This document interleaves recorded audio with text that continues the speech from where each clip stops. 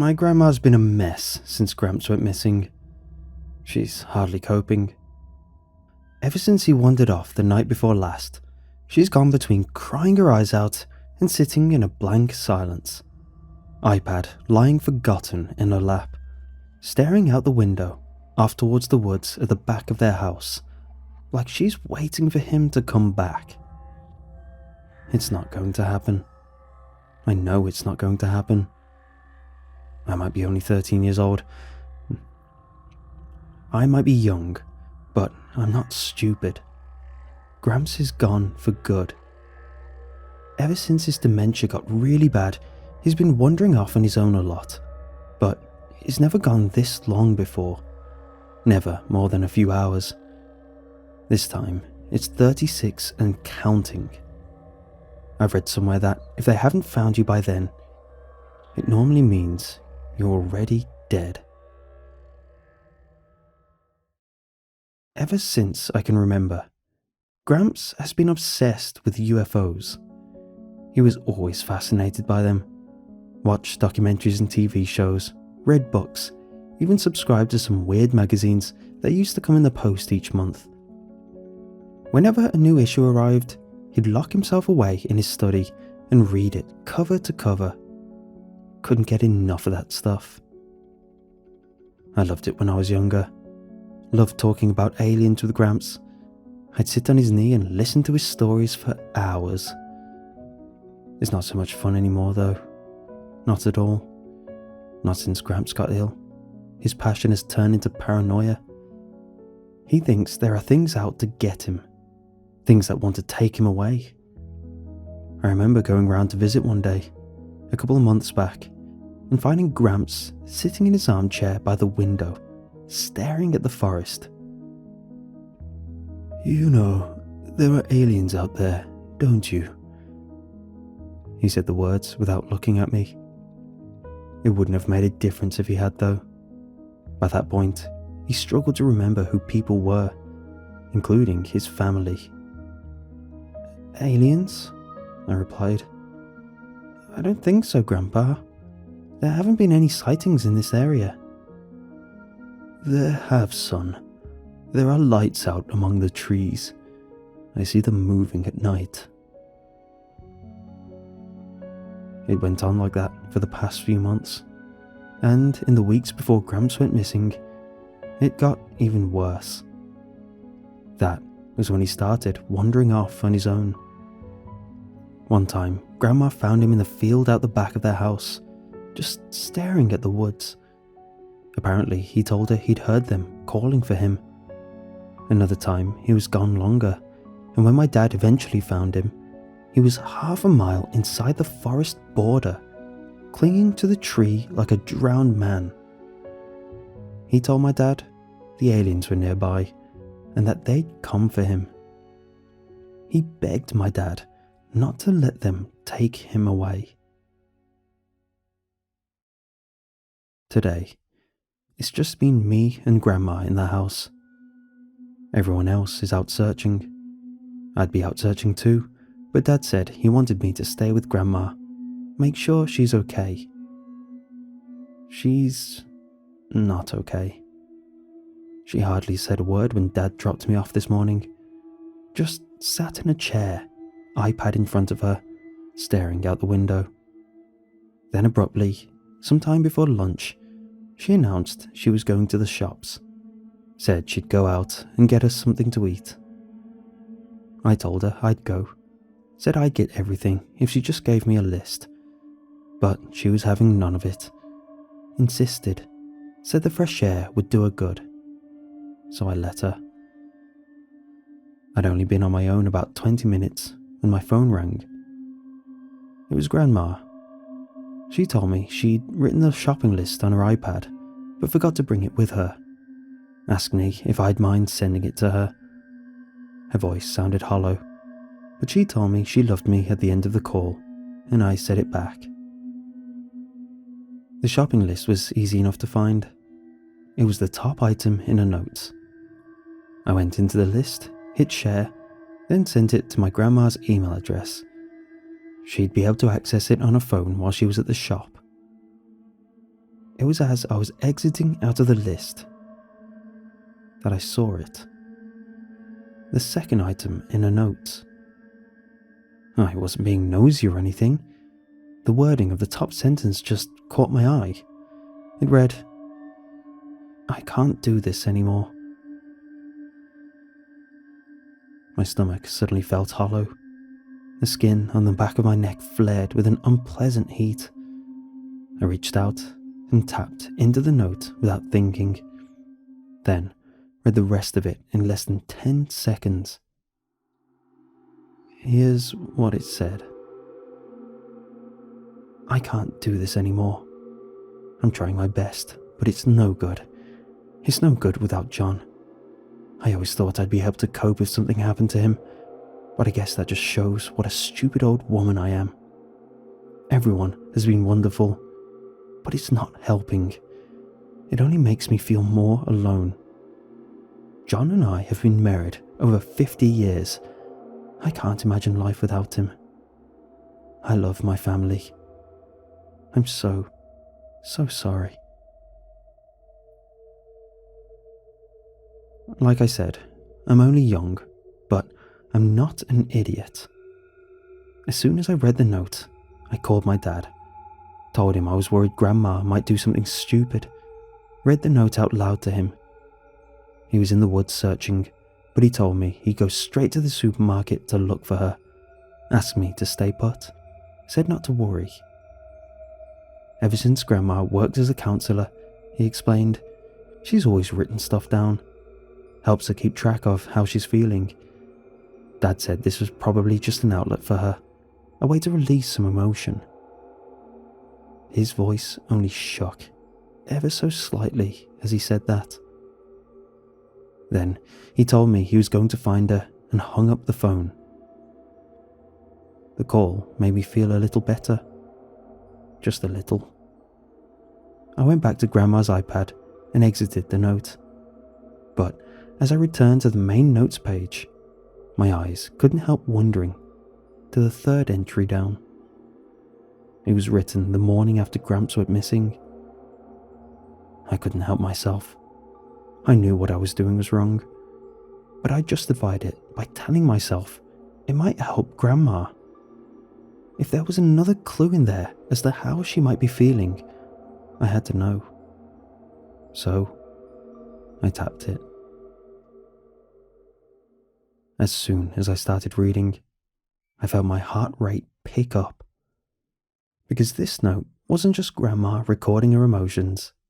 It was a diary of the night Gramps went missing. Here's what Grandma had written, word for word. "I only left him for a moment. I swear it was only a moment. I was running a bath and I just popped out of the room to check on the temperature. When I got back, he was gone. The back door was wide open. I ran out into the garden, but it was too late. I couldn't see him. The sky was clear and the moon illuminated the fields, but he was nowhere in sight. I didn't stop to put my cardigan on. The night air felt cold, but I knew if I left right away, I might be able to catch up before he got too far. As I ran across the field, the wind howled and tore at my clothes. I almost slipped a couple of times, but just managed to keep my footing. The forest sheltered me. It was quieter among the trees. The noises of the weather muted. I paused and listened for any sign of John. There was nothing. Only the sound of tree branches rustling overhead. It was darker in the forest.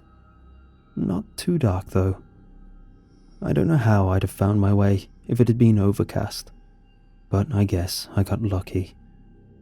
The stars and the moon shone a path for me. I don't know how long I was running for, but the time I reached the river, my heart was thumping in my chest. My body felt weak and exhausted. My breathing was shallow.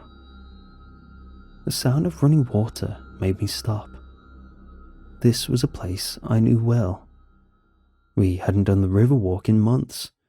not since John got really bad. But it was a spot we used to visit all the time. A peaceful place. The river runs through the centre of the forest behind our house, and at the point it meets the footpath, there's a bridge. Nothing fancy, just a little concrete bridge with a metal railing on one side. As I peered through the trees, I could see that bridge up ahead. It wasn't empty.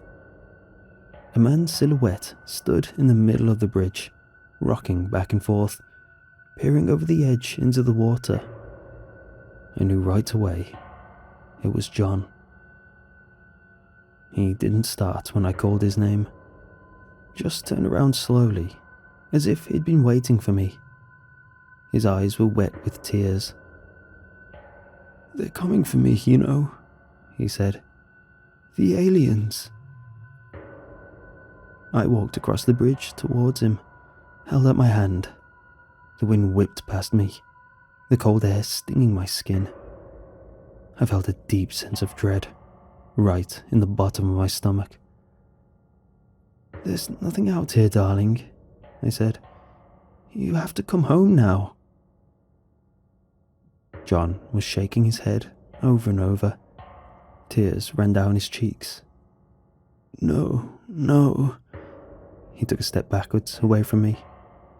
"No, you can't lie to me. I've seen them. I've seen them." A horrible mix of emotions curdled inside me. There was fear in that mix, and sadness too, and a lot of anger. Anger that I was out in the freezing cold at night. Anger that John wouldn't, or perhaps couldn't, listen to me. Anger at the disease that was raging like a storm through his brain. A storm in which I knew he'd soon be lost for good. John leaned against the metal rail, crying uncontrollably. I took a step towards him and put a hand on his arm, felt his body trembling beneath my touch. "I can see them." He muttered the words beneath the tears. "I can see their lights. They're all around us."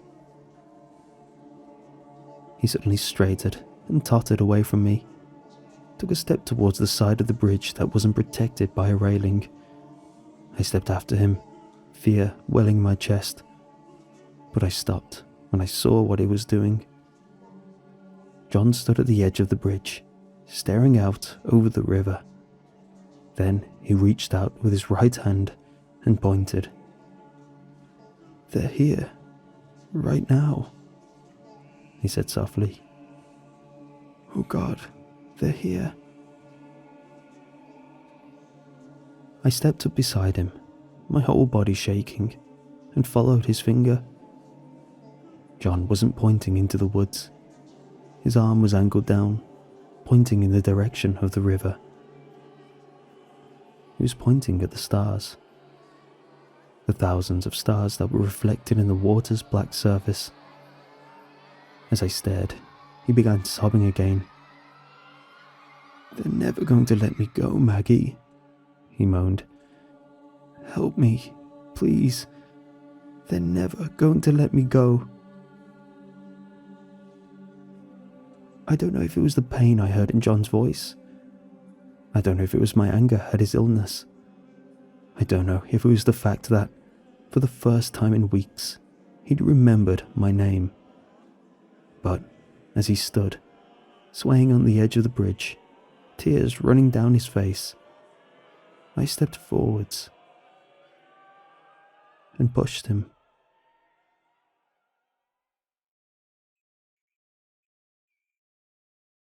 That was the end of the entry. By the time I'd finished reading it, I felt ill. But I was also crying without even realizing it. A couple of my tears had fallen from my face and dropped onto the iPad screen. I locked it and wiped them off, then pulled my phone from my pocket. I'd been meaning to ring Dad, but he got there first. His call came in the second the phone was in my hand. His voice sounded breathless, panicked. He told me he was at the supermarket, but he couldn't find Grandma anywhere. Said her car wasn't even there. And that was when I told him the rest. I went back to the iPad and read Grandma's note to him out loud. He listened without saying anything, didn't interrupt me once. At the end, he told me in a shaky voice that he was going to call the police. Said they'd help find her as soon as possible. Told me to stay put. And that's exactly what I've done. Over the past few hours, I've been sitting in the armchair that overlooks my grandparents' backyard. The same one Grandma always sat in. The one with the view of the woods. I've sat here, the iPad in my lap, and I've waited. My phone's by my side, and I keep glancing at it, checking for news. But when it does finally come, I don't know if I'll want to hear it.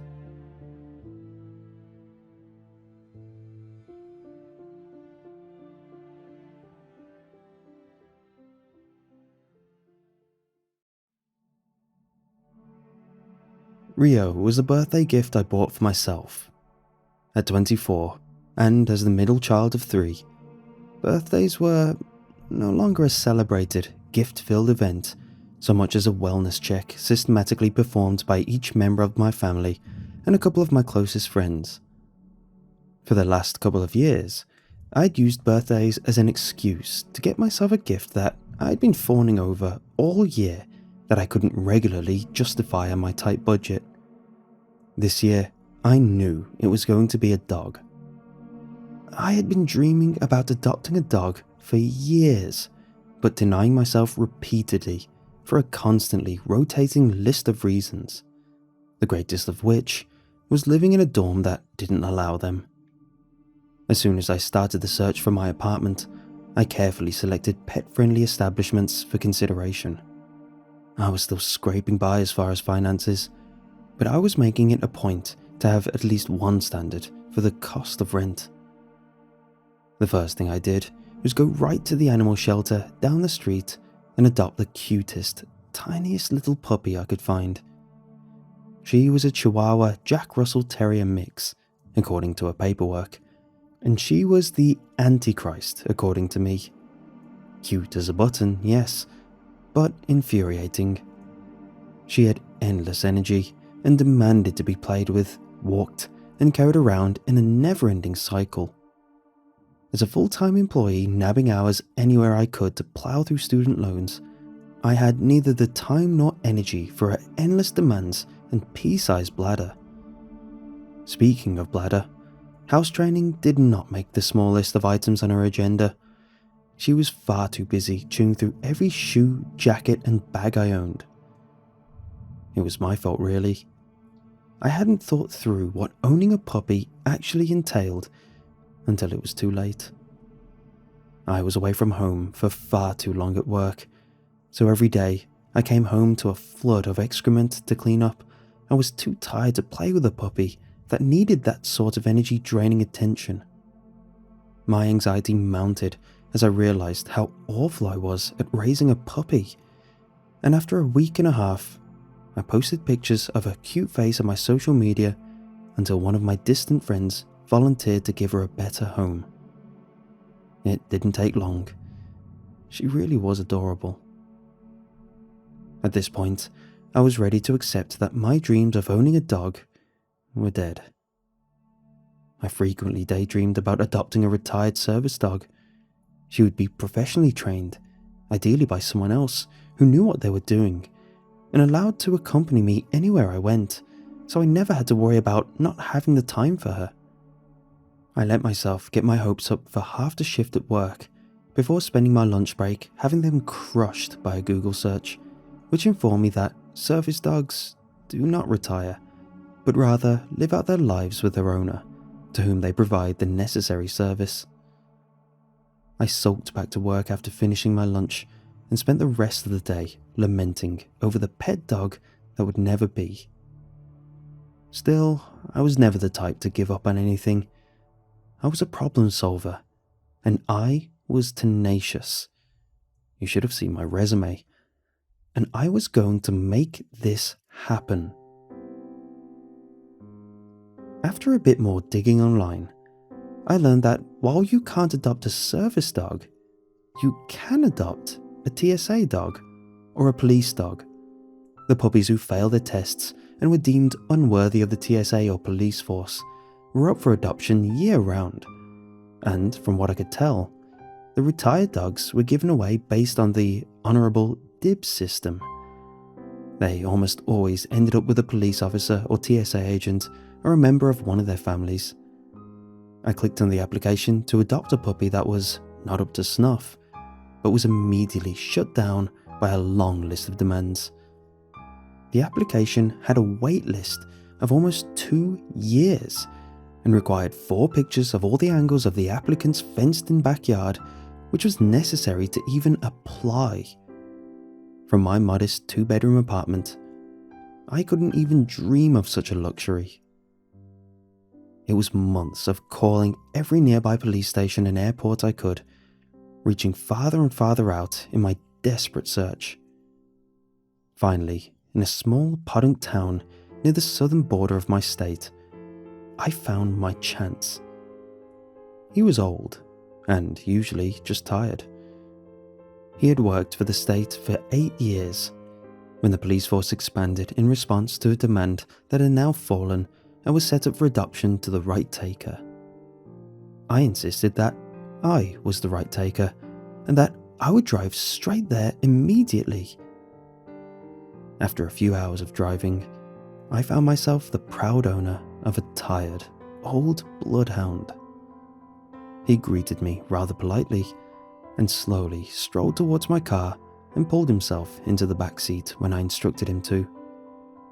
He was well behaved and seemingly disinterested in most of his surroundings, and he was exactly my speed. I was thrilled with my new dog, and after a few short weeks, felt that we had formed a real bond. He was respectful of my need for peace, quiet and rest, but he always stayed close to my side. He was dutifully protective and calculating, and I got the feeling he had trust issues when it came to strangers. Living in the more affordable area of the city, I was very pleased with the extra feeling of safety Rio provided. He was still very kind, and though he never approached strangers on his own, he was always happy to receive pets from anyone when offered, and always returned to his post at my ankles when he was finished making friends. Several months went by with our happy companionship, and I got used to taking long walks every night when I returned from work. As the weather got colder, I found that our 6 o'clock walks grew darker and darker each night. I didn't mind the dark as it stood on its own, but it's true that it does bring out the shadier characters. I never felt too worried about stranger danger with Rio by my side. He had never displayed any sort of aggression, but given his urge to stay by my side, I was confident he would not let anything happen to me. It wasn't until just over a year after I got him that I saw Rio in action. Rather than our spooky nighttime walks, it was a bright, cheerful morning that gave me the greatest fright of my life. It started like any other morning, and doesn't it always?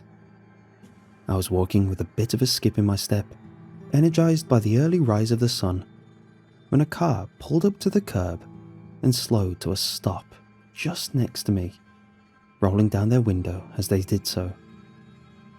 In the car was a man. He was somewhat ruggedly handsome, if only due to his kind smile and bright eyes. He opened his smiling mouth to speak, when Rio seemed to snap. He drove towards the car, and through my firm grip on his leash, had always been more of a prop. For the first time, he was tugging that leash taut, almost instantly foaming at the mouth with the ferocity of his barks and growls. He snapped at the air aggressively. I had never seen Rio act anywhere close to this upset, and I was in awe. "Oh my, I'm sorry, sir. I don't know what's gotten into him. I just adopted him, and he's older, so I'm still learning what makes him tick." I quickly apologized to the stranger, yelling over Rio's ruckus. The smile had dropped from the stranger's face, replaced with a look of fear and irritation. But he perked up at my explanation, looking more understanding. "Say no more. I've adopted a few pets of my own. They really can be a handful before you let them know who's boss. Anyway, I was going to ask for directions, but you seem to have your hands full, and I don't want to upset this guy any further."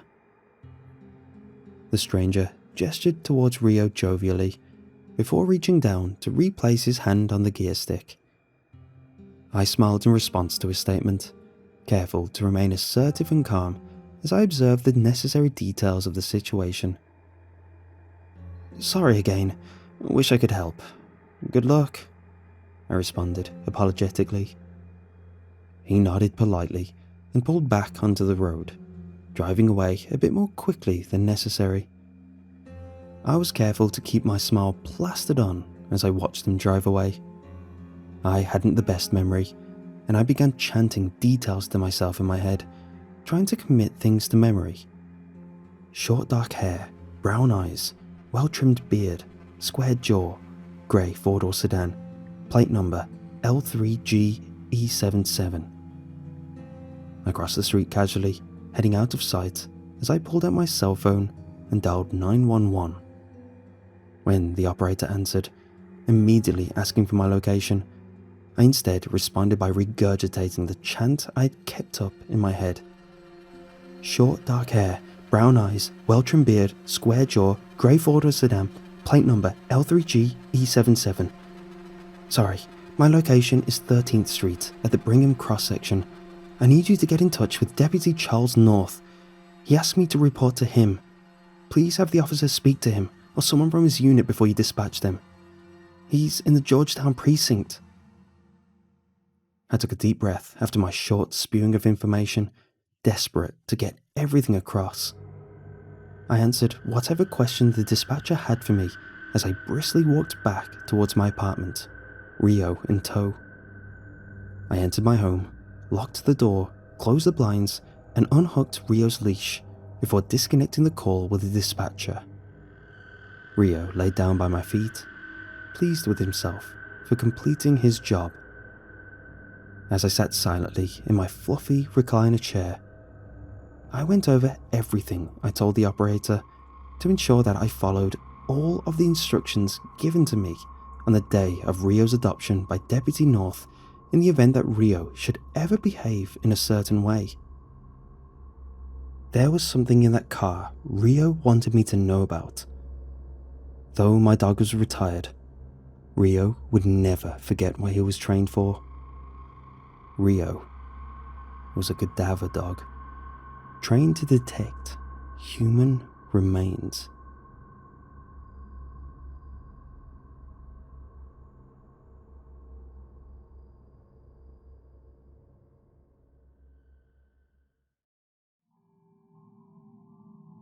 Hi, my name is Jason. I'm a 26-year-old guy, kinda tall, kinda lanky.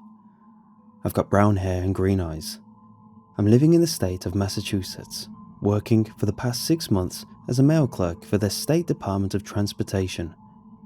I've got myself a 1-bedroom apartment in an apartment complex, and I've even made some friends. I'm sorry if this is boring, but all of my friends who I've told this story to have told me to share it online, so that's what I'm doing. My life changed about 9 months ago. Before I got my life together, I'd been on a hard path in life. I'd been homeless since I was 18 years old. My parents and I never really got along, and as soon as I was 18, I was kicked out of the house. I managed to graduate high school, but I never really had any motivation to do what the normal person was supposed to do. I didn't feel like going to college, but I wasn't ready to settle into working for the rest of my life, so I just started wandering. I had saved up enough money during high school to buy a hiking backpack and a sleeping bag, a hatchet and small cooking set, things like that. So I got equipped and started walking across the USA. It wasn't an easy life. Many times I had to go to bed hungry and cold. I had to get used to condescending looks from people. I had to learn to fight off potential muggers seeing me as an easy target. People also assume you're addicted to drugs or alcohol, even though I've never touched either in my life. However, through it all, I also experienced things that no normal person of our society has ever experienced. I've camped so deep in the woods that there are no traces of humans ever being there. I've looked up at night skies that have no light pollution to dim the blanket of stars within it. I guess what I'm trying to say is that being homeless wasn't all that bad. But now I'm too scared to live that kind of life anymore after I encountered the church in Indiana. As I said earlier, I was still living the homeless life 9 months ago. At that time, I was making my way through the Morgan-Monroe State Forest in southern Indiana. I found myself in a bit of a pickle because one, the forest is huge, over 20,000 acres. That may not seem like a lot to some, but when you're carrying everything you own on your back and have no clue where you are in the forest, you'll have a different perspective. And two, Indiana received a ton of rain in September, and I did not have anything to keep my backpack and everything I own inside dry. So, when I came across an old dirt trail, seemingly in the middle of nowhere in those woods, I followed it as fast as I could, hoping beyond hope that it would lead me to some kind of shelter. The path ended up leading me to an old church. I didn't get the best look at it from outside due to the rain, but running up to it, I could tell that it was at least 2 stories tall, with a mostly intact roof, and even a bell tower. The exterior of the church really showed its age and abuse, however, with holes in all the walls I could see on multiple levels of the place. Whatever paint had been on the place had long since flaked away due to time and neglect, and the only colour on the open wood was the colour of decay and rot. I wasn't in any position to be picky about my shelter, however, so I ran up to the large, mostly intact wooden front doors and pushed on them hard, expecting little resistance. To my surprise, they moved about an inch inward before being stopped by something. Confused, I gave another push, and the doors still didn't move very much at all. As I was getting soaked, I began to look for another way in. I noticed the church had some stained glass windows on either side, and one on the far right side was broken. So I hustled over to the broken window, which was about 7 feet off the ground, threw my pack inside, then jumped up and hauled myself in. I count myself very lucky that the window pane was completely clear of glass and I didn't cut myself on any stray glass shards. I found myself lying on the dusty floor of the right aisle of the church. Even though it was only about 3 p.m. outside, the inside of the church was very dark. I had to dig through my pack quickly and retrieve my flashlight. I turned it on and shone it around the place, trying to get a quick layout of my new temporary home. My beam of light pierced the gloom, and my eyes came across a peculiar thing. Most of the things my flashlight illuminated were all destroyed, and not in your typical age and neglect way. Pews, the altars, the old organ, almost all the furniture in the church looked like an elephant had thrown a tantrum in the place. I could see a large pile of broken and splintered wood had been piled up to block the front doors from opening. Flipping my light back to where the destroyed altar was, I noticed the most disturbing thing about the place. There was a large wooden cross hanging up behind the altar, as you would expect from a Christian church. On it was a statue of Christ, nailed to it like so many other crosses in churches across the world. There was one major difference in this Jesus to the rest, however, and that was that this Jesus had dozens of long cuts all down his body. He looked like he'd been a scratching post for a grizzly bear. The worst thing was that the face was mostly untouched, with his mournful look up towards the heavens as he suffered. Yet, whoever had made these cuts on his body had put some on his cheeks, making it look like something with claws had dragged those claws down his cheeks. It was a very unsettling sight. I couldn't help but sigh. I may have been homeless and an agnostic, but it pained me to see art vandalized like that. Whoever had found this place and trashed it had no appreciation for an artist's hard work in making something beautiful. It was then I decided to scour the place and see if there was anything not broken left in the building. I had been given food, clothing and shelter from many different churches throughout my time being homeless, so maybe I could save something from this place and give it to another church where it could be used. I know it sounds kind of weird, but I wanted to at least try and give something back to the people who'd helped me, a total stranger. During my search of the destroyed first floor for relics I could salvage, I discovered a door behind the altar on the right side of the wall. It wasn't like a hidden door or anything, but with a lack of light, it took me being only a few feet from it to notice it was even there. I pushed it open with a loud creak and discovered a dark, creepy-looking wooden staircase that led up to the second floor of the church. I know some people would see a sight like that and run as fast as they can in the opposite way, but I'm not most people. It wouldn't be my first time sleeping in an abandoned building, and in all my years staying in places that look straight out of a horror film, I'd never once been assaulted by a chainsaw maniac or a screaming ghost lady or anything like that. Still, I was cautious as I made my way up the stairs. I was worried that the stairs would break under my weight, and I would end up with a broken leg or something. When I finally reached the top, I pushed open the door there and found myself in a room that may have been a study at one point. Whomever had vandalized the first floor had done just as good of a job in this room too.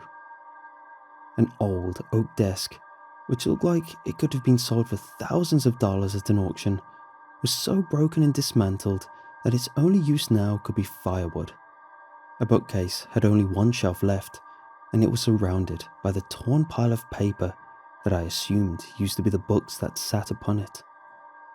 There was a large wardrobe that had a door missing and was filled with musty and ragged robes.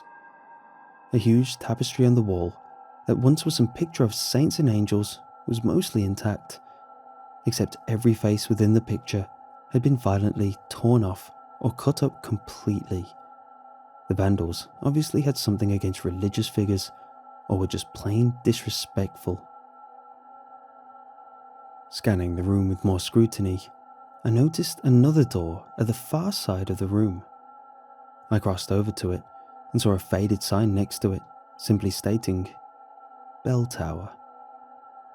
I guessed there was nothing up there of any interest, so I made my way back towards the stairs leading down, when I heard a sound coming from the first floor. Walking as quietly as I could, I went to the top of the stairs and strained my ears to listen. There was the clanking sound of metal coming from the first floor, and I immediately recognized the sound as the clanging of my cooking set knocking into itself. Someone was going through my pack. I began to debate with myself if I should go downstairs to confront whomever was going through my stuff. I decided against it though, as it could have been the vandals who caused all this damage in the church.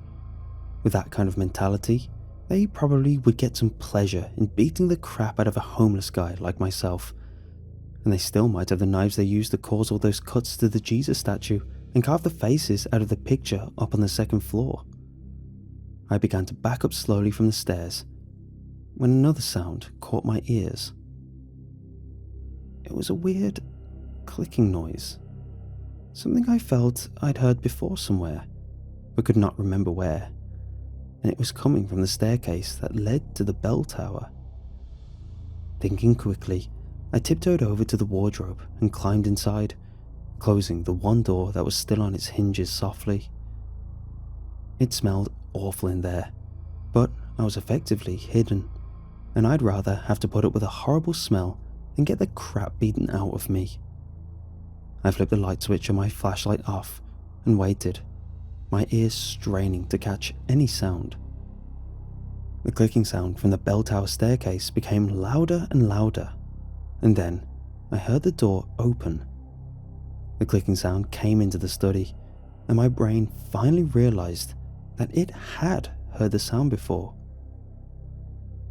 I had a dog growing up, and I remembered her claws clicking on the hardwood floors as she walked about the house. But these claws sounded like there was only 2 feet walking, and not 4. Then the call came. It started off shrill and raspy, but then fell into a large guttural growl, causing a large shiver to come up my spine. This was no sound that could come from a human throat, and whatever was making it was only about 10 feet away from me. But then something worse happened. A similar call came from the first floor, and I heard the creaking of the wooden steps as something began to ascend the staircase. There was a resounding thump that accompanied each step, and I realized in horror that something was being dragged up the stairs. I pulled a stupid move then, and leaned forward as far as I could in the wardrobe to try and get a sight of whatever was coming up the stairs. It was stupid because I was putting myself at risk, and it was stupid because I got my wish.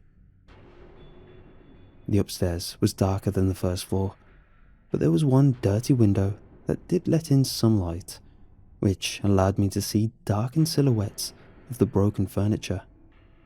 Then I saw the thing that entered from the staircase. It was black. I mean, so black, it stood out from the darkness easily.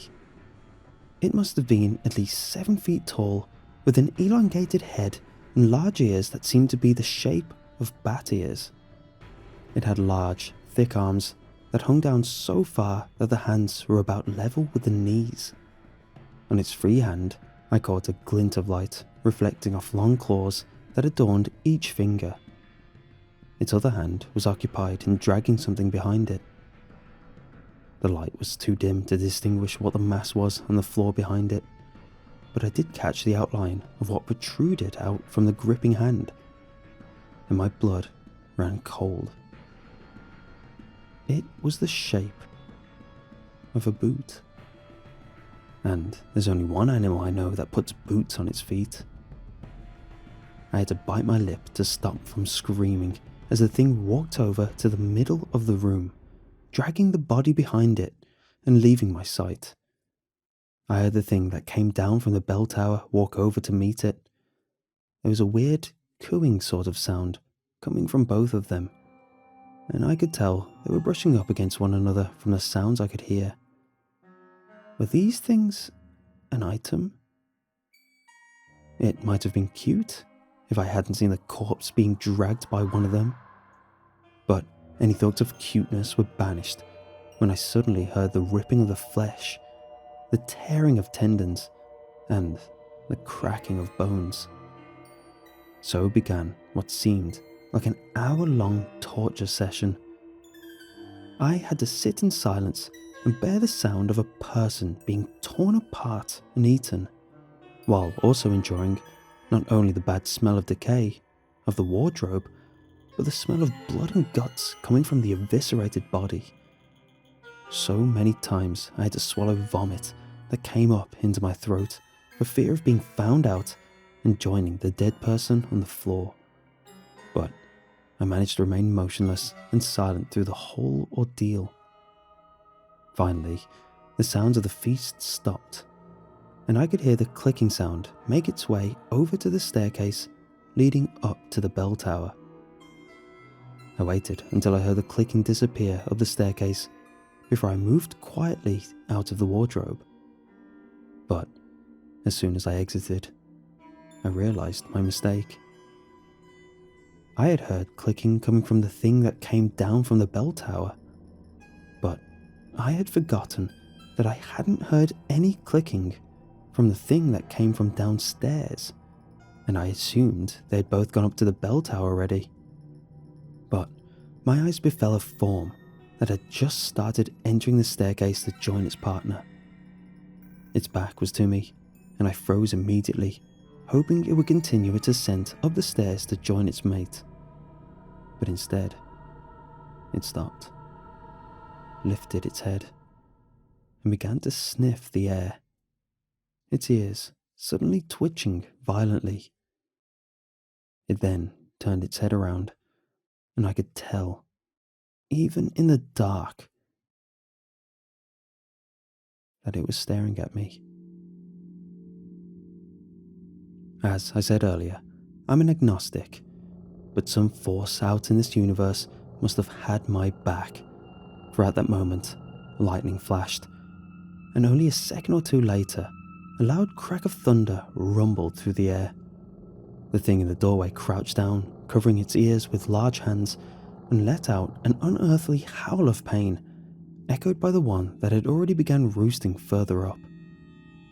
I didn't waste my chance and bolted across the room, practically falling down the stairs in my desperate attempt at escape. When I got to the first floor, I took a second to notice that my pack and all its contents were strewn across the place. I also noticed that there was a second door across from the one I had exited from that seemed to lead down to a basement.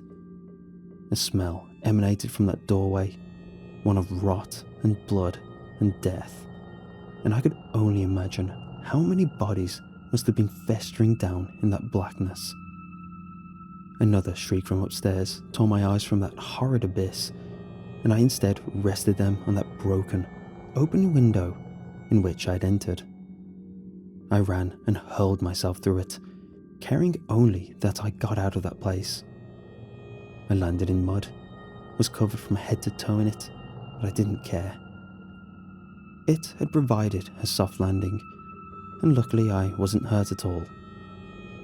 I got up and ran as fast as I could away from that church, not caring that I was pelted by rain, not caring that I had literally lost all my belongings, only trying to put as much distance as I could between myself and those abominations living in a house of God.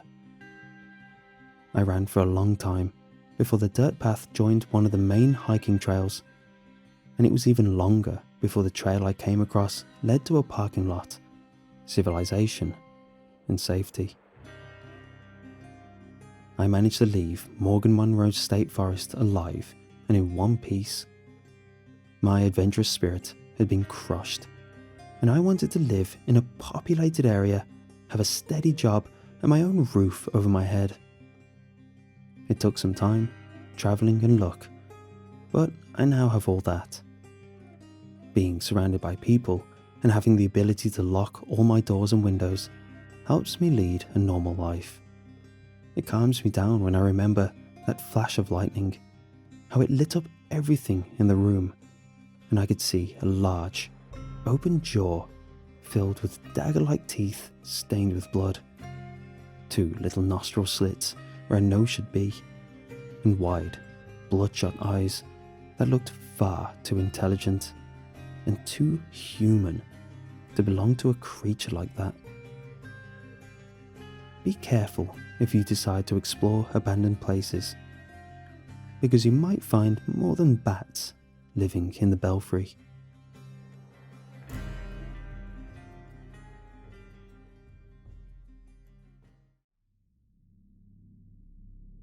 I'm in a crappy band with some high school buddies.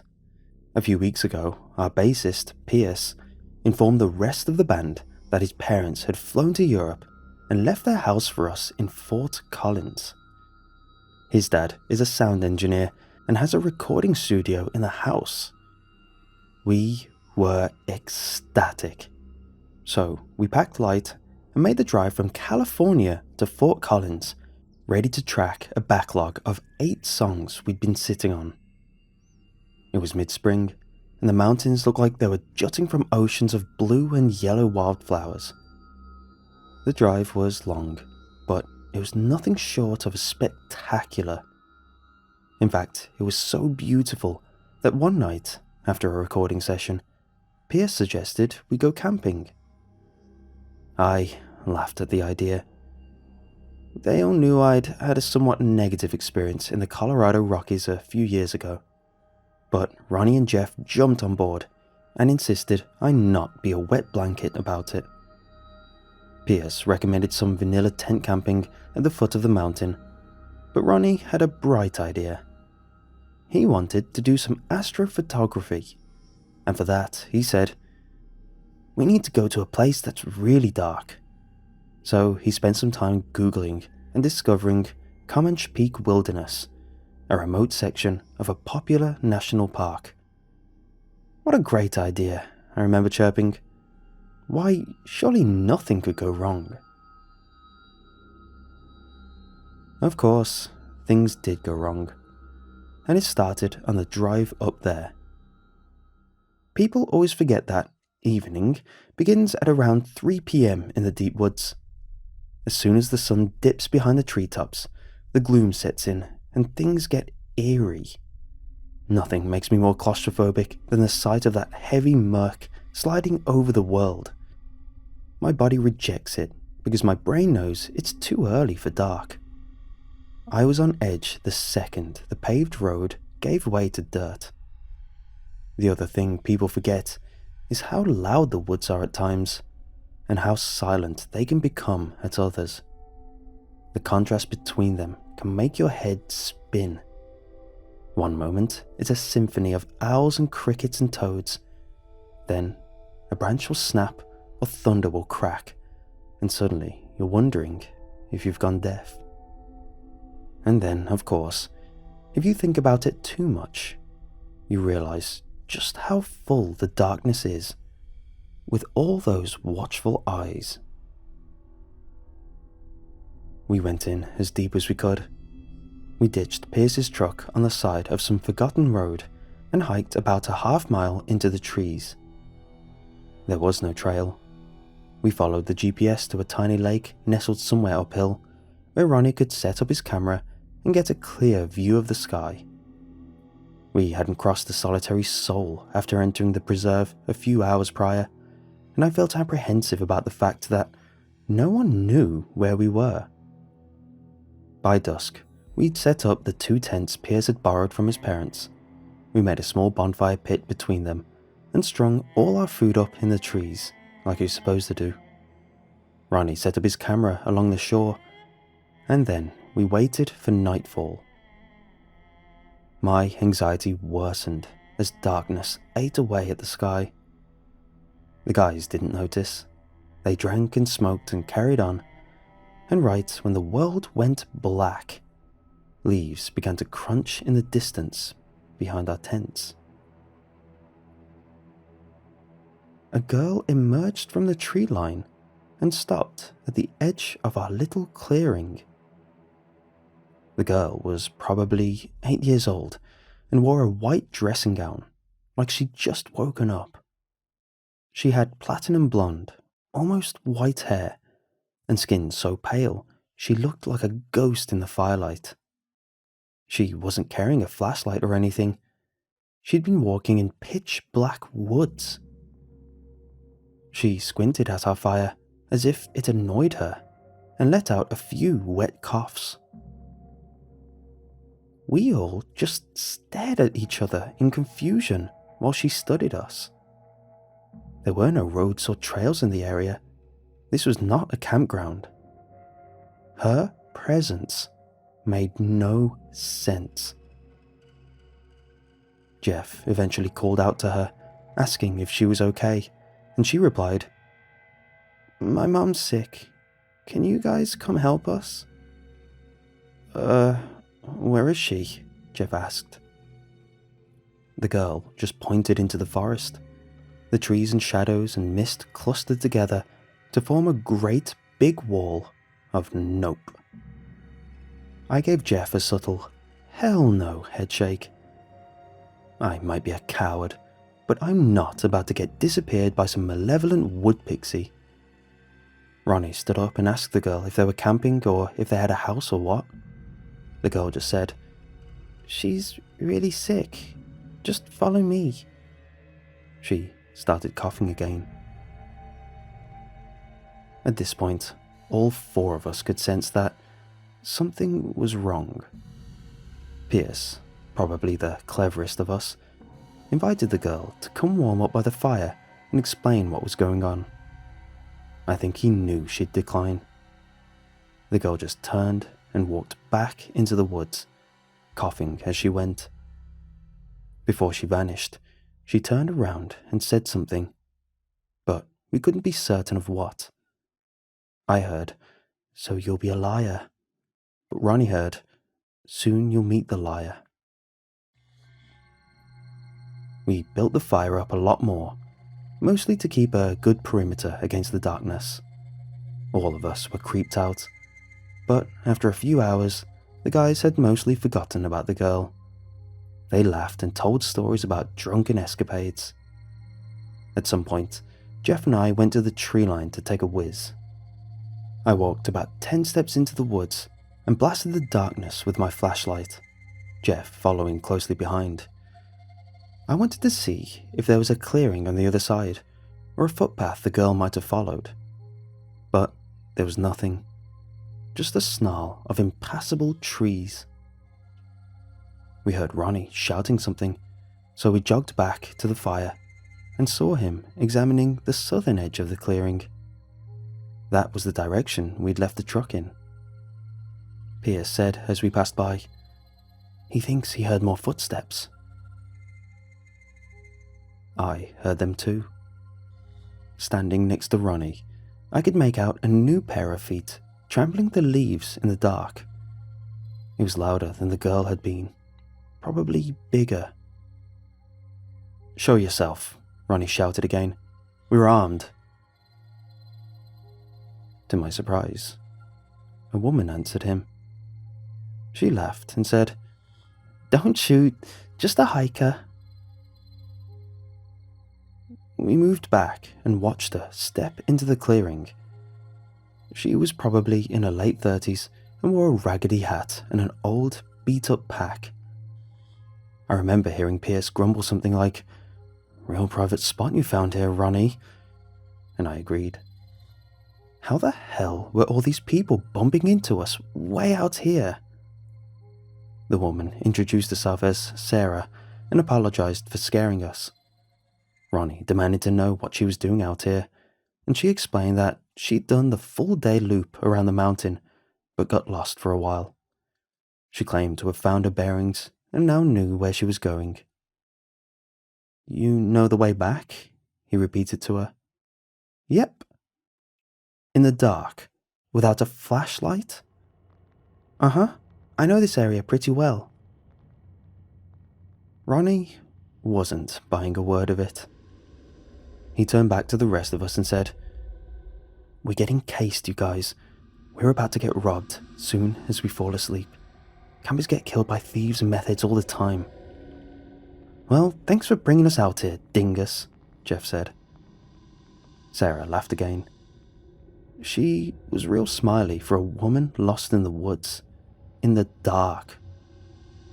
"I swear, it's nothing like that," she said. "Look, I'll be on my way." For whatever reason, I felt the urge to press her further. So I said, "You know, you're not the only person we've met out here who's walking around without a light." That fake little smile fell off Sarah's face, and it took the wind right out of my sails. She stared at me like she could see down to the deepest places inside me. "You met a little girl?"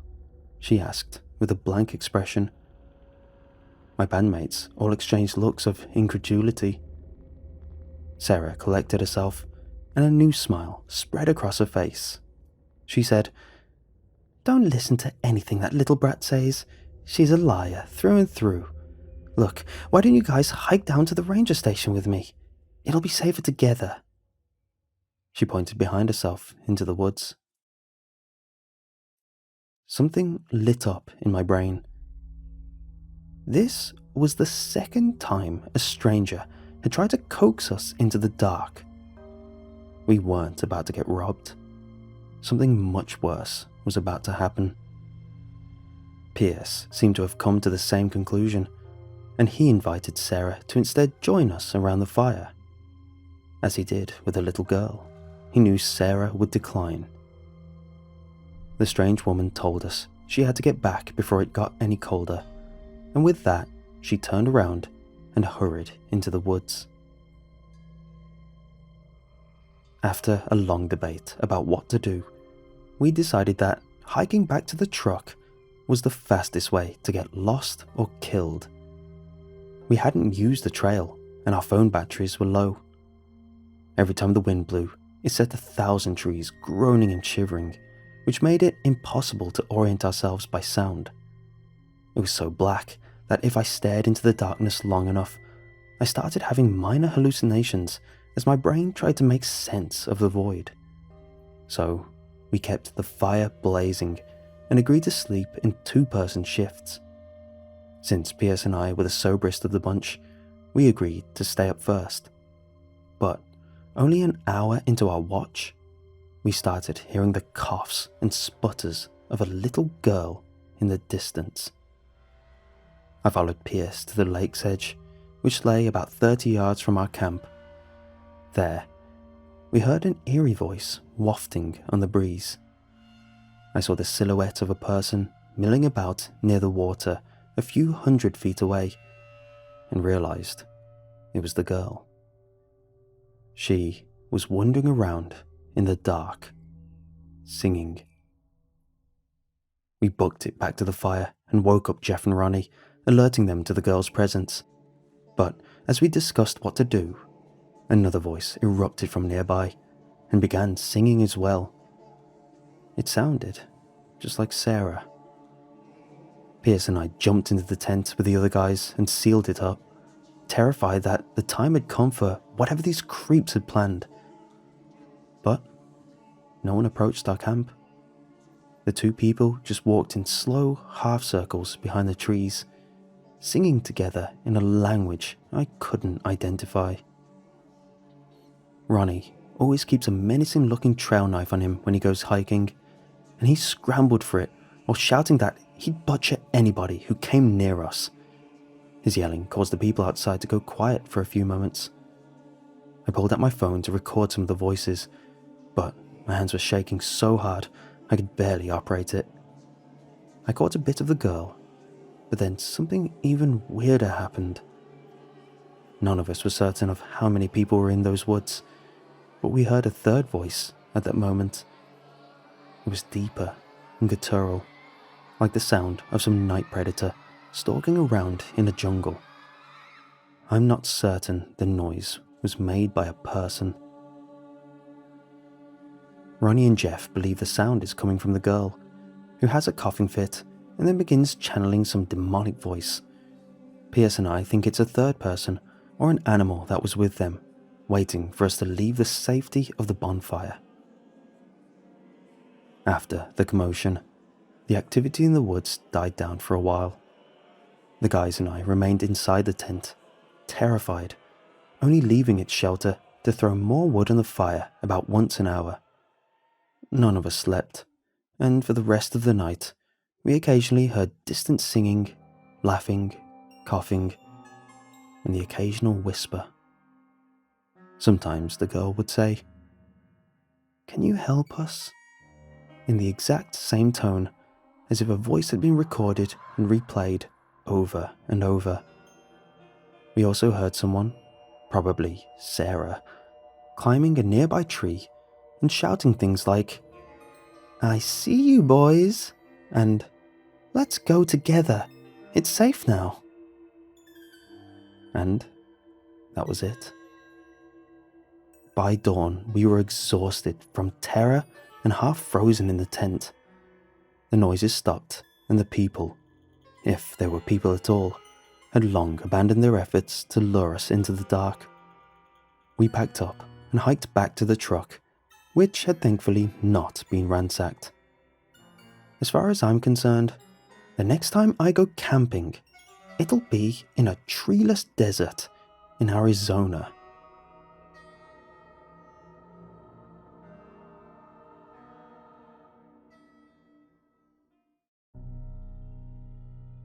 I'm currently writing this on a cheap burner phone, 2 towns over from where my school is.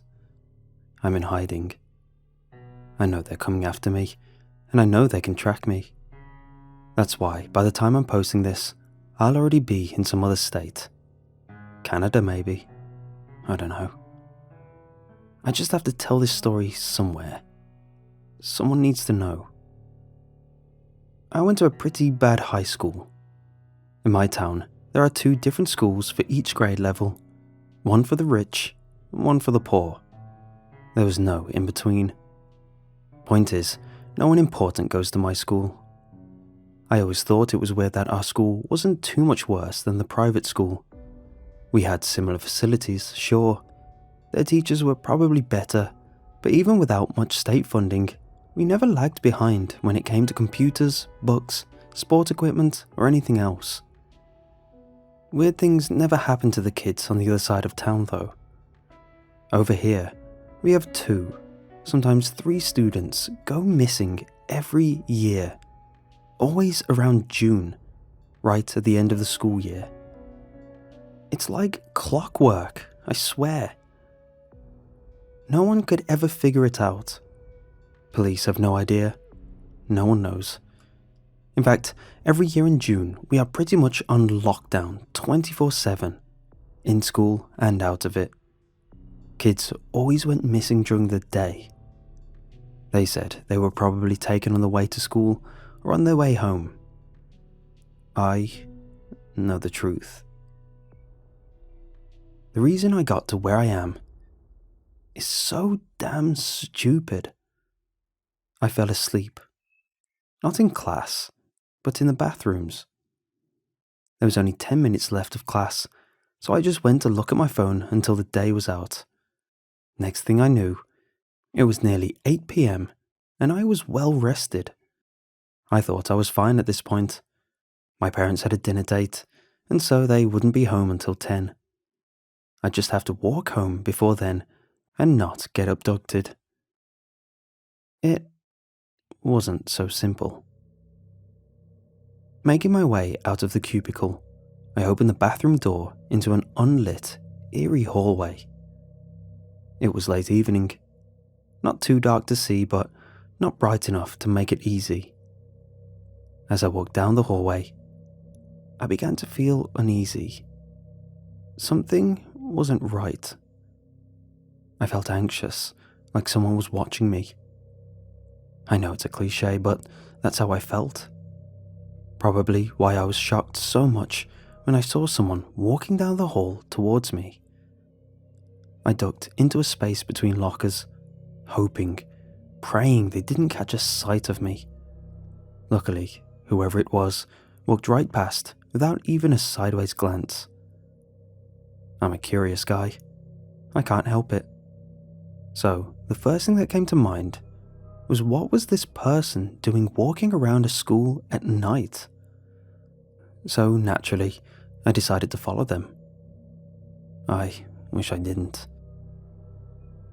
Making their way down the hallway, they made a right turn and walked towards the doors that led out into the patio area adjacent to the auditorium, which was where they were headed.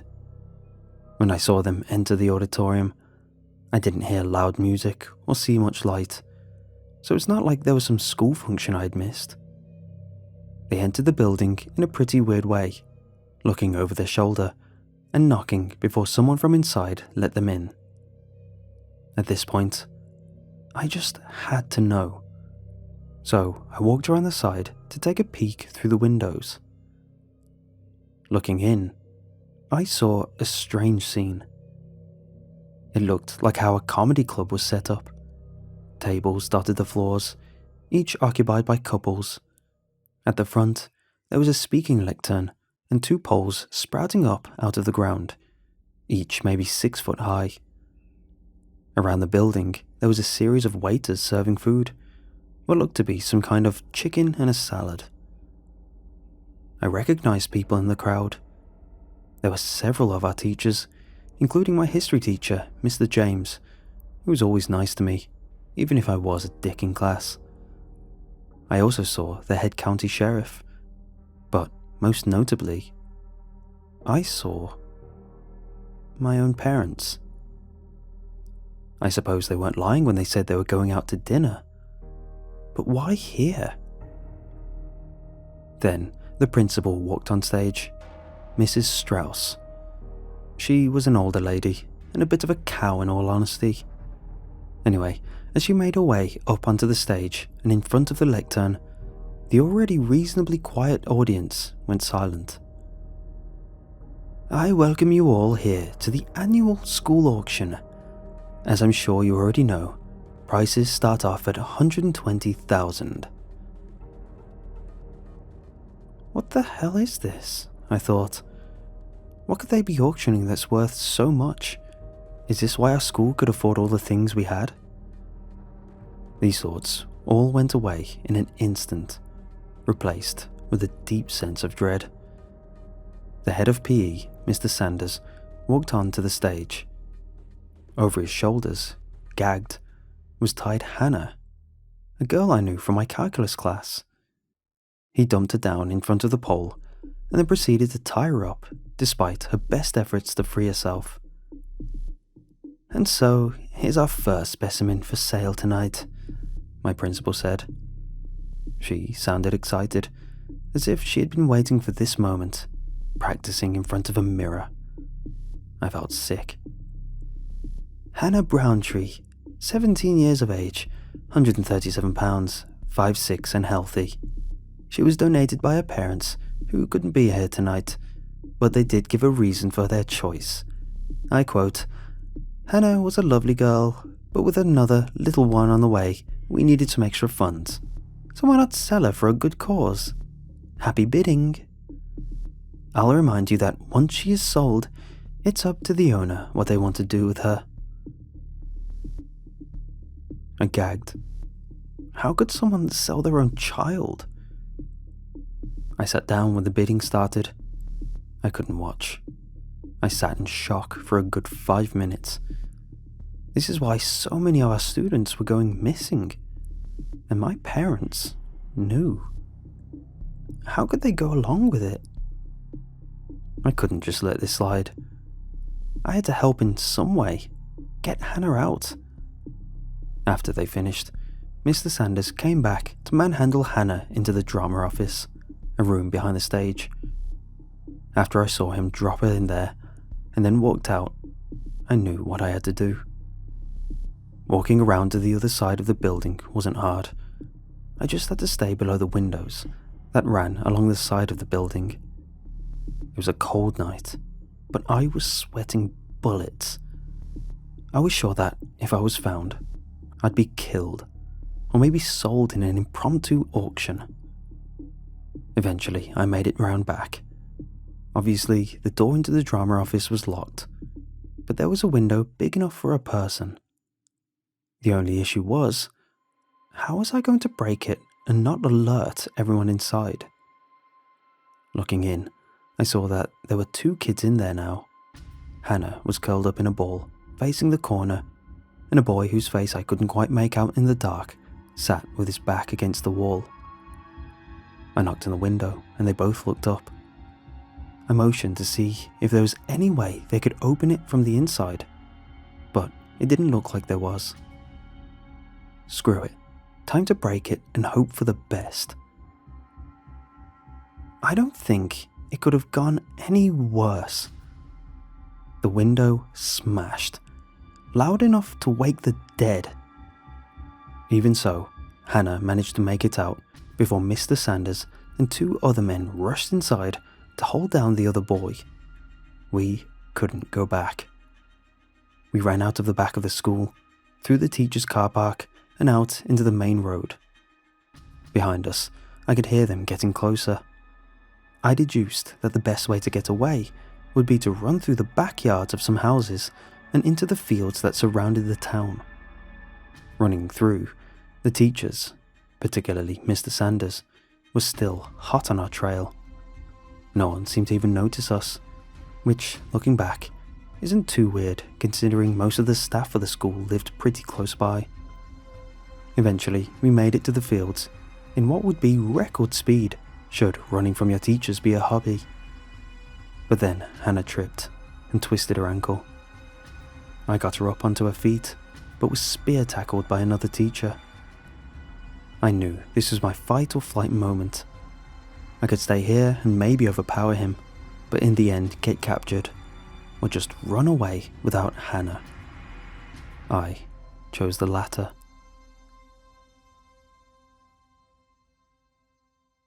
I expect my parents now know. I expect everyone who was there that night knows who I am, what I've seen. I can't call the police. I can't do anything. They're coming after me. I know it. My bank account was just frozen by my parents, so buying a plane ticket and leaving isn't on the cards. Not that I could afford one anyway. But, as I said, by the time you're seeing this, I'll either be dead or far, far away from where I am now. I'm sorry I couldn't save you, Hannah.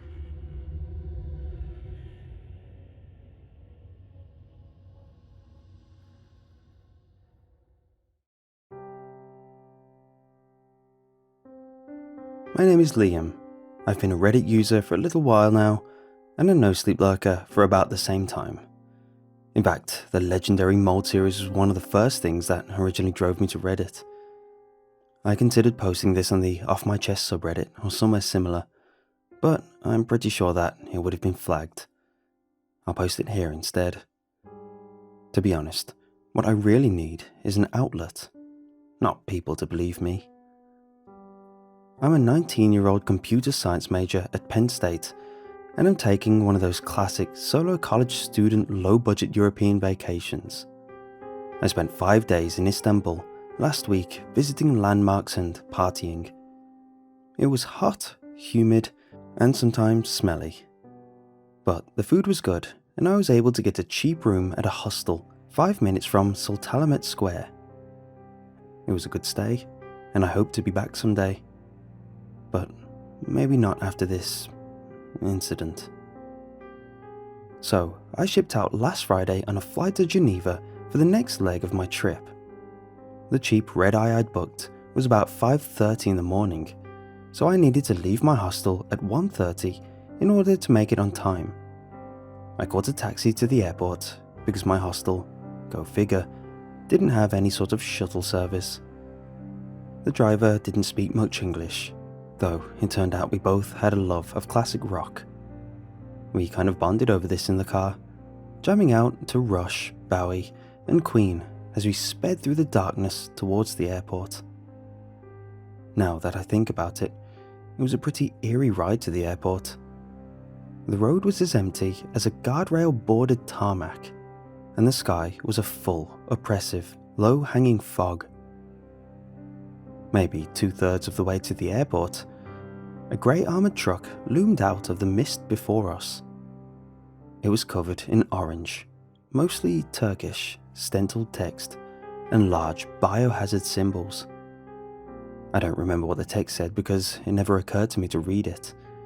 I only noticed the truck casually at first because of the big biohazard signs on its sides. Neither myself or the taxi driver paid the truck much attention until a speeding SUV sped past us, bounced off a pothole in front of it, and careened 2 lanes over, slamming into the side of the biohazard truck. Both vehicles pitched off the side of the road, through the guardrail, and into a ditch. The taxi driver and I were surprised but not shocked. Like in many somewhat third world cities, Istanbul has little traffic control enforcement, leading to generally lawless driving. I'd seen cars running red lights on a regular basis, and even a taxi swerve onto a curb in order to pass a small cluster of slower vehicles. On an unspoken cue, my driver slammed on the brakes and pulled over to the side of the highway to see if we could help the passengers of the stricken vehicles. They had come to rest about 50 yards away at the bottom of the shallow ditch, crunched together in an L formation, the hood of the truck resting against the rear of the SUV. The scene was lit by the headlights of the two struck vehicles. The truck was on its side and looked badly damaged. There was a pretty big dent in its side, which, in retrospect, is kind of odd for a heavily armoured vehicle. Me and the cabbie immediately hopped out of the car and began jogging down the slope to see if we could offer assistance, when a deafening bang. Probably the best way to describe it is like an uncontrolled submarine depressurization. Think something like Deep Star 6 or The Abyss. We both jumped. The bang came again, and this time we noticed that the side of the armoured truck was significantly more warped than it had been previously, almost as if something was trying to get out. We both slowed to a halt for a moment, unsure of what to do. Neither of us knew what was going on, but I certainly didn't think it was something good. The next bang was followed by the sound of rending steel as a large hole was punched in the side of the van. Here's where things get difficult to explain. I apologize. I'll try my best. This old hag climbed nimbly out of the rear of the truck. I can't tell you much more about it other than it was deathly thin, had long, ragged hair, and was entirely black. It wasn't exactly black though. I guess you can say it was black in the same sense that a white sheet is comparable to a blinding white LED searchlight. The thing radiated darkness. It sucked your vision into its inky depths in the same way that a searchlight can blind you, even with your eyes shut. When my driver saw it, the colour leached from his face, and he whispered out to me in a quavering, fragmented English to move slowly and silently back to the car. That next 60 seconds were the most terrifying of my life. The creature slid down the side of the biohazard truck and scampered on all fours towards its sturdy driver's side door. Then, it just ripped it off with one hand. The sound of metal shrieking was only drowned out by the screaming from inside. I've never heard a man scream like a hopeless and defenseless wild animal cornered before. I hope I never do again. A few seconds after the screaming began, it abruptly cut off. I think we were all smart enough to know what this probably meant. A few moments later, the creature emerged from the vehicle and, sniffing the air, lopped towards the SUV. It jumped on the hood and shattered the glass as if it were taut Scotch tape. Screams immediately began. We were in a much better position to see what was happening this time. I wish we hadn't been. The thing leaned over the writhing passengers and unhinged its jaws and bit the driver's head off at the neck. The beast appeared to have swallowed the poor guy's head, but I have no idea how it managed the feat, given its thin neck, emaciated frame, and the lack of any discernible swallowing motion. It's like the poor bugger's head just vanished or something. By the time the creature started on the passenger, the two of us were stealthily sliding into the taxi. The screaming cut off a few seconds later, hopefully meaning that the other occupant was put out of their misery. We stayed that way for half an hour to make sure the monster had left. About 30 seconds after the screaming ended, something had streaked into the misty, dark scrubland surrounding the highway at a lightning pace. It was probably the creature, but neither of us were willing to risk losing our lives over a mistake like that, and making my flight was the farthest thing from my mind. The cabbie started up the car just as horizon began to glow with the coming sun. We rode the last few miles to the airport in silence. No stones, who, or police to break it. As we pulled up to the Turkish Airlines departure gate, I hesitantly asked the driver what we had seen. After a deafening pause, the man whispered out thickly something like Horndan or Thornman in what may have been Turkish. Anyway, this is my story. I haven't had a nightmare-free sleep since then, and I doubt I will for a while. Any advice or help with this would be appreciated, even though I doubt you guys believe me. I'd love to identify that creature. Sorry for not asking for clarification. I was pretty frazzled, and somehow I doubt the guy would have volunteered any more information.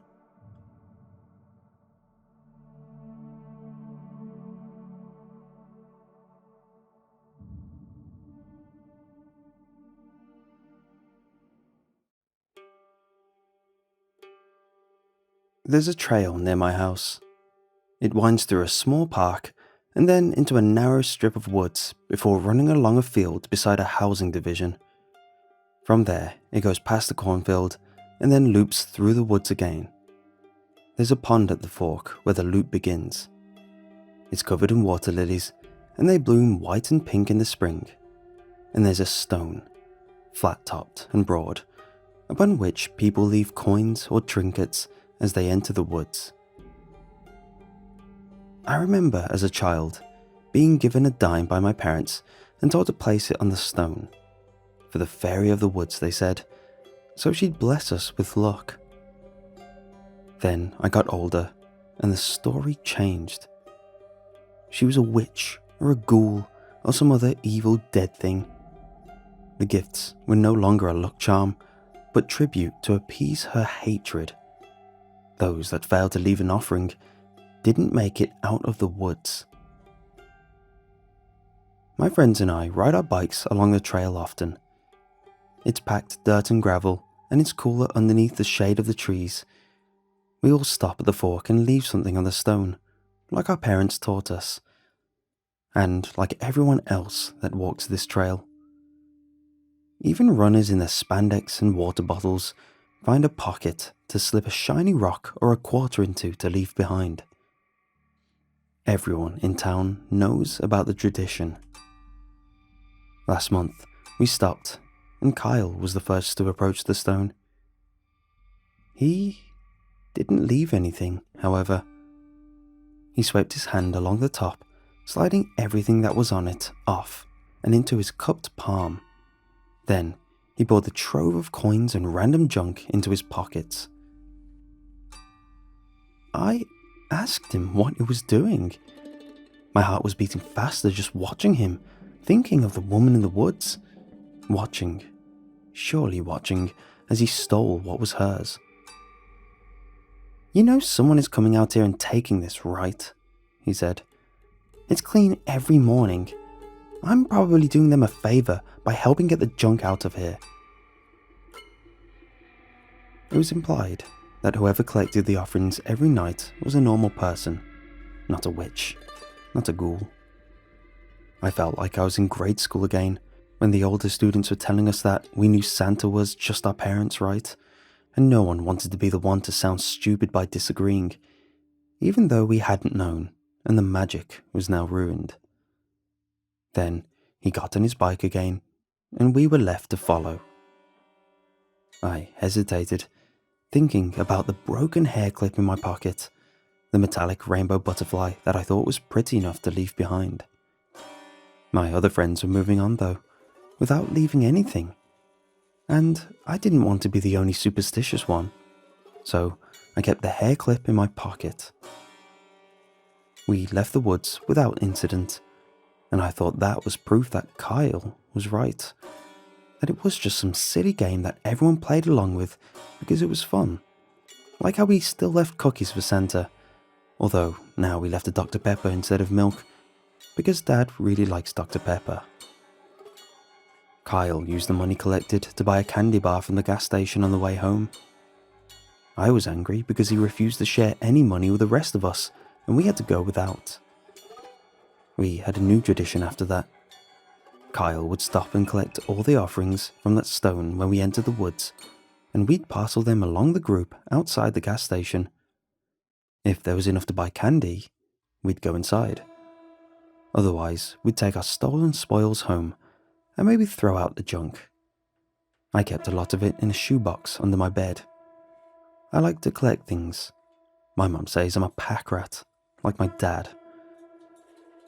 A week ago, Maria told me something strange happened while she was in the woods. She was with her parents on an evening walk, and she'd noticed that the trees were all silent. There were no birds, and the air was still. Her parents didn't seem to notice anything odd, but she started looking around, peering into the trees and the growing shadows in the brush. And she thought she saw something. A hunched figure, white, scuttling along the ground. It was large, far too large to be a dog. She grabbed her dad's sleeve and pointed it out to him. He peered into the woods, didn't see anything, and then stepped off the trail to investigate. Maria stood close to her mother's side and waited while he wandered through the trees for a moment, scanning his surroundings, before returning to tell her that he hadn't seen anything. Probably a raccoon, he suggested. She couldn't shake the feeling they were being watched, however, and the next time we all went along the trail, she refused to take her share of the money, and Kyle kept it for himself. Then, 4 days ago, we all saw her. The woman in the woods. We'd made a habit of going on the loop almost every day, as we were giddy with all the coins and neat things we were taking from the stone. Some of it was junk, like beer bottle caps, but there were always coins, and sometimes there was something interesting, like a chunk of quartz or a cheap metal bracelet. We were halfway through the loop, about to hit the shallow downhill portion. Kyle was in front, his pockets heavy with a stolen offering. The woods were quiet, as it was not very large and there wasn't a lot of wildlife living in it. Then I heard a branch snap, like it was right over my shoulder, and I instinctively turned to look. All my friends pivoted as well, half standing on our bikes to turn around. We'd all heard it. A woman on the trail. Her hair was matted, her head was bowed so we couldn't see her face, and she wore a dirty white dress that stopped at her knees, the hemline tattered and trailing threads. Her hands hung loose at her side. None of us said anything. We didn't need to. As one mind, we all turned back around and bent over our handlebars. I pushed down as hard as I could, my breath caught in my chest, trying to get my bike going faster than it already was. The downhill helped. I shifted into my higher gear, hit my top speed, and we raced for the end of the loop and the trail that would take us out of the woods. I looked back once. The woman stood on the trail, the same distance away as she had been before. I thought, this is impossible. And that was the only thing I remember thinking, like it's frozen in perfect clarity in my mind. The image of that woman standing there on the trail. We didn't stop until we were at the park and there were other people around. Only then, once we were across the wood bridge, did we stop.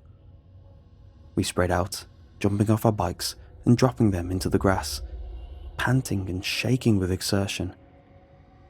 I hadn't ever rode my bike that hard. The air burned in my throat, and I desperately wanted something to drink. It was Maria that said we had to take it back. That we angered the woman in the woods, and she wouldn't forgive us unless we took it back and apologized. That started a fight. Kyle said we were just being cowards, that we hadn't seen anything weird, that it had just been someone out running, and we were all letting our imaginations get the better of us. And we all fell to our own thoughts. Maria wanted to return it all. Stephen thought that maybe this was a warning, and we should maybe just not take any in the future. And Matt just didn't ever want to go into the woods again. Kyle finally grabbed his bike, yanked it upright, and jumped on. He pedaled off while we yelled at him to come back and took all the stolen tribute with him. I went into the woods 2 days ago. I'm not certain why. I thought I had to prove to myself what happened was real or not. I didn't leave anything behind on the stone. I think I was daring the woman to come out, to let me see her again, so I could know that she hadn't been some trick of my mind, that she was real. I was biking along at a good clip, trying to keep enough speed so that I wouldn't struggle to really accelerate if I had to in a pinch. Then, something moved on the trail ahead of me. Something small and thin and quick, and I braked hard, turning my bike sideways and dragging my foot on the ground to stop. It was a tiny garden snake. I'd been about to run it over. I put down the kickstand and went over to herd it off the trail. I like snakes. I want one as a pet, but my parents keep telling me the cats will kill it. It slithered away from me, off into the grass, and then into the leaves. Satisfied, I looked up at the woods in front of me. The woman stood just yards away. She didn't move, and I stared at her matted grey-brown hair and her paunchy white flesh, like she'd been left out in the rain too long. The woods were silent. There were no birds, and the only sound I heard was my own breathing. Finally, I took a step backwards. She took a step forward. And then my nerve broke, and I turned and ran for my bike, jumping on it and trying to accelerate as fast as I could, fighting the gears to gain speed. I saw the woman out of the corner of my eye. She was on all fours, and she seemed to flow across the ground, pulling herself along with long fingers, and her legs were skewed like a spider. Dry branches broke as she charged through them, and I heard her racing after me, and I thought she was gaining, and I wanted to cry. My heart hammered in my chest. And then, silence. And I realized I'd blown past the entrance to the loop and was on the trail back to the park. I glanced back and saw nothing behind me. I called everyone when I got home, told them we weren't imagining things and to please stay out of the woods. Maria promised she would, and she sounded earnest. The others were more uncertain. But Kyle laughed and told me to stop making up stories. Yesterday, Kyle went missing. I heard the police downstairs an hour ago, talking to my parents. They wanted to know if I'd been with him earlier today, and they said no, that I'd been home all day, helping with the garage sale. I didn't go downstairs to tell them what really happened, that he'd refused to listen to me, that he thought we were just imagining all of this, and that he'd gone out to the trail to prove that we were wrong and take the tribute all for himself. My parents told me later that they were trying to find Kyle and that he was probably okay, that sometimes kids ran off sometimes, but they wanted me to not go anywhere alone for a bit, just in case. I typed all this up yesterday, and it's just been sitting here in Google Drive while I debated on whether or not to post it. I'm posting it now from my phone because I want someone to know what happened, in case I don't come back. I didn't listen to my parents. I told them Maria was outside and we were going to ride bikes together, and then I ran into the garage before they could see I was lying and got my bike. I had the shoebox with all the tribute I'd amassed under my arm, along with a roll of quarters to make up for what I'd spent. I went to the shrine. I dumped all of this out onto the stone. I thought maybe she'd understand that I was sorry and wanted to make up for not leaving offerings earlier. I've been kneeling in the grass for 20 minutes, staring at my phone. My knees hurt and my feet have fallen asleep, but I'm terrified to move. There's a hand on my shoulder. The fingers are long and bony, the nails yellow, and wet dirt clings to the white skin. The forest is silent, and the only thing I can hear is my own breathing. I'm going to post this. Then I'm going to stand up and turn around.